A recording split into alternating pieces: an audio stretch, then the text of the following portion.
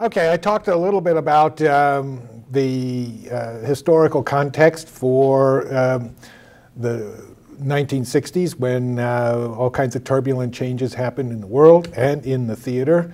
And I discussed some of the major dramatists of the 1940s and 50s who preceded that turbulent moment. And now I wanted to talk about some foreign dramatists of the post-war era.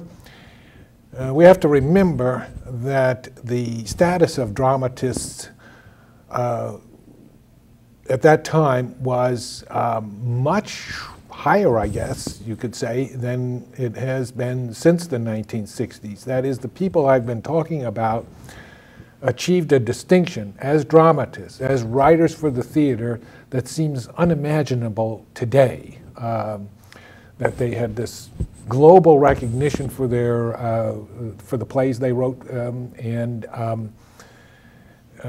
nowadays it's very difficult for anyone writing plays to achieve that level of distinction, although we have very distinguished playwrights when we'll be talking about them in the class.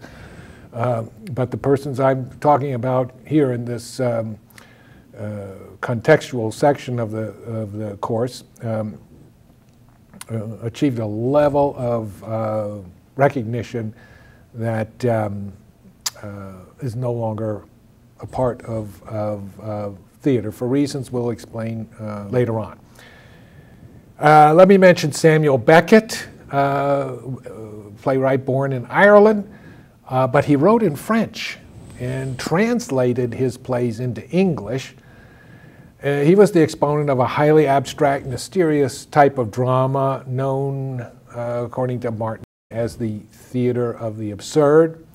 In his plays, everyman type characters appear located in an endless present of repetitive actions and inability to escape a constant, never-changing condition of some kind of essential being.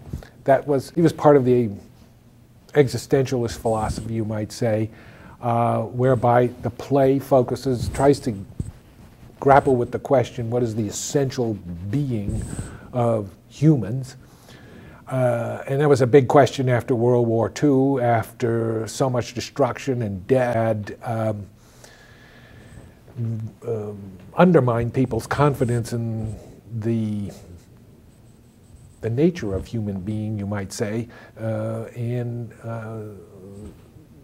Beckett's plays presented a kind of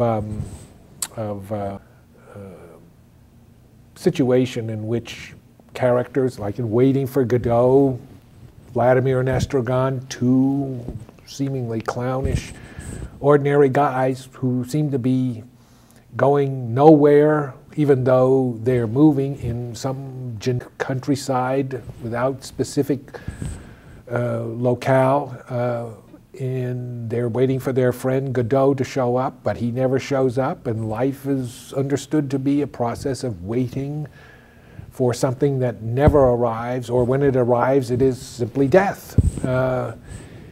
And Beckett presents a cheerful, optimistic view of humanity, but neither does he present a particularly tragic one either.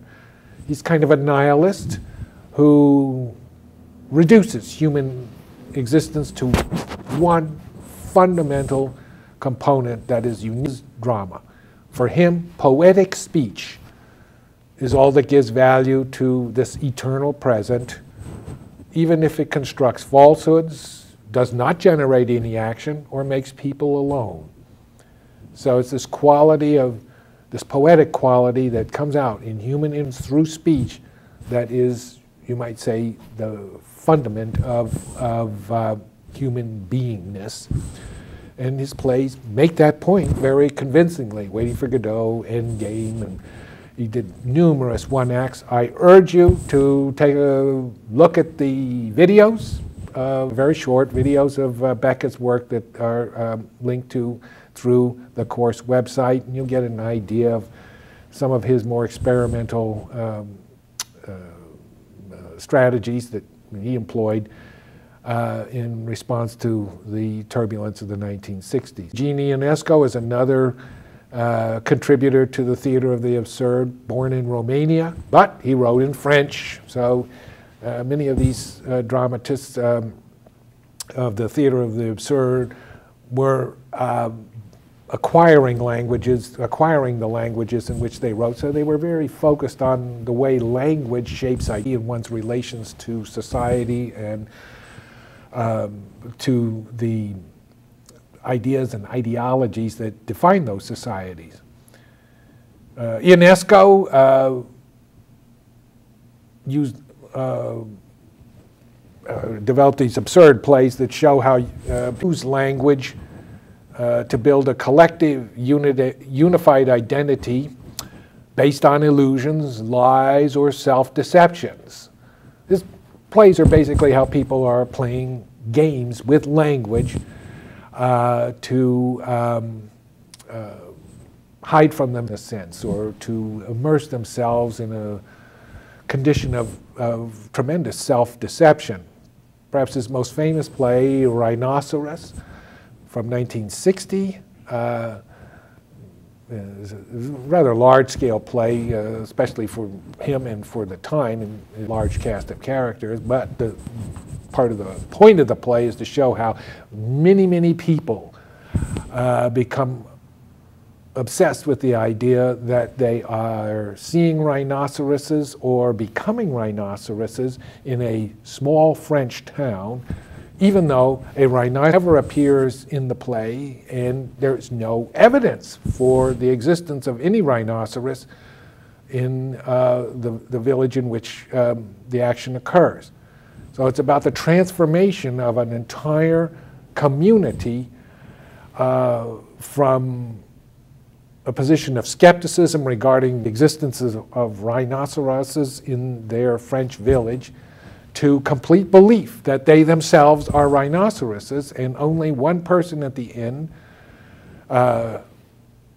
denies that rhinoceroses are a part of the village and appears to be insane at the end.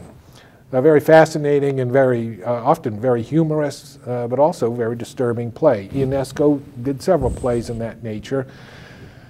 By contrast, John Osborne in England was the chief representative during the 50s and 60s of the so-called Greek playwrights there in England. Osborne became famous with his play Look Back in Anger in 1956, and so the term anger got attached to playwrights who seemed to respond to the message that Osborne introduced in that play, Look Back in Anger. Osborne went on to write other plays in which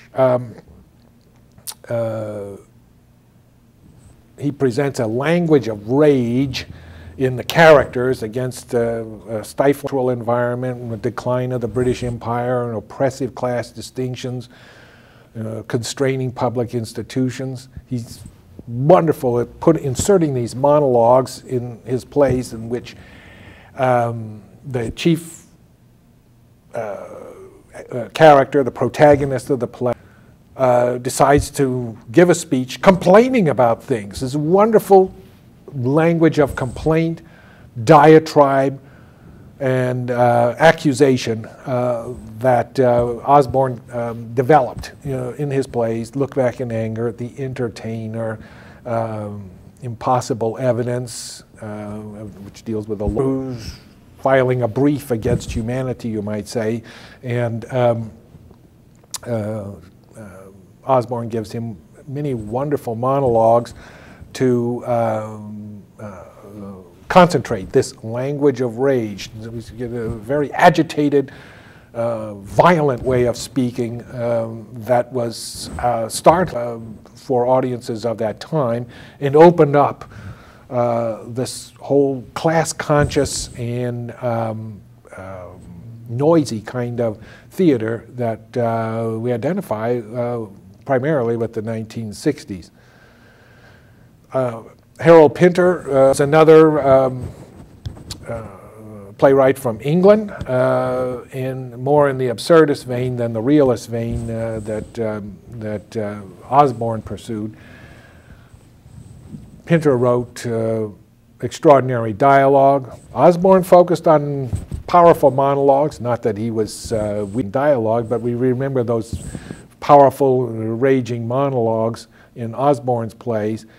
What we remember in Pinter's plays is the interaction, the dialogue, the exchange of words between people.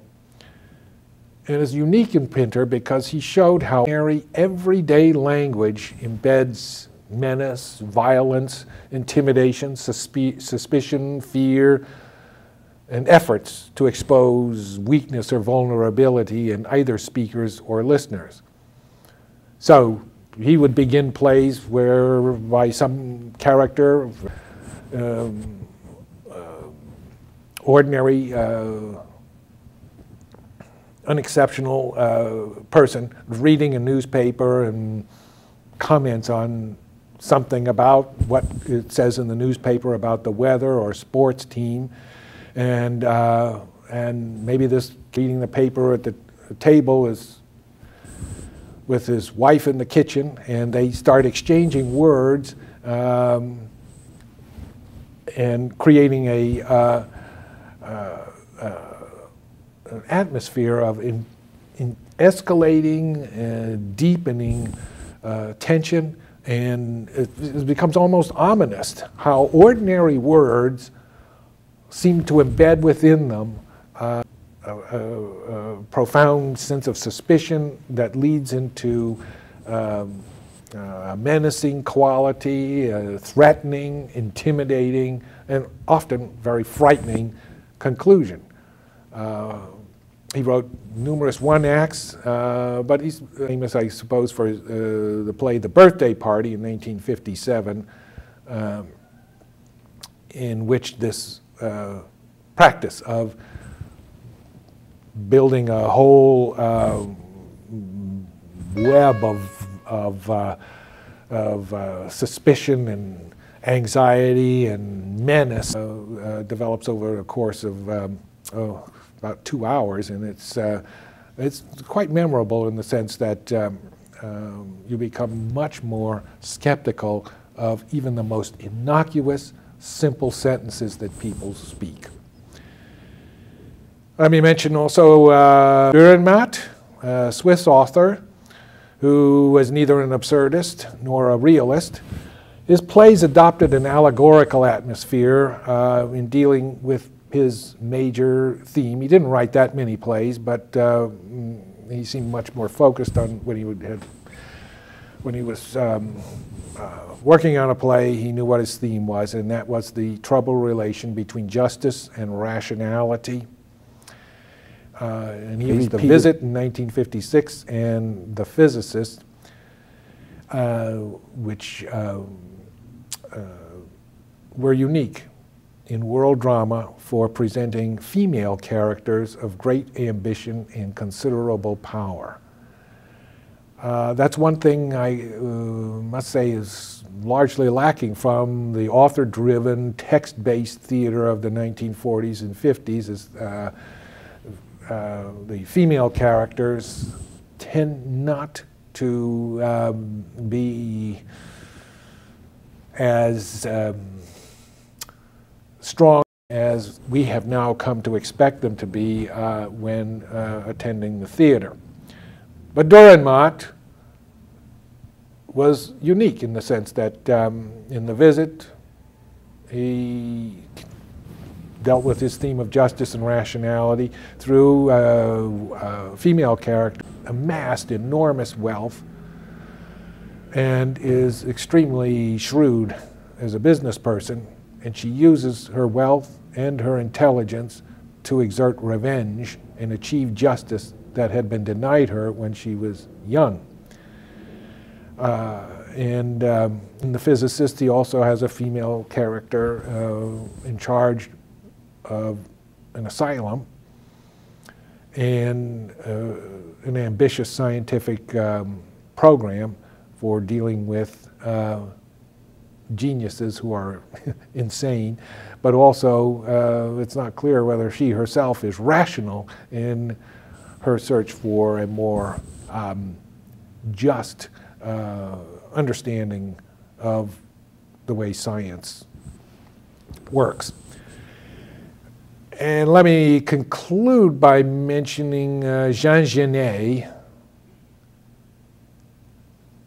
Genet was a convict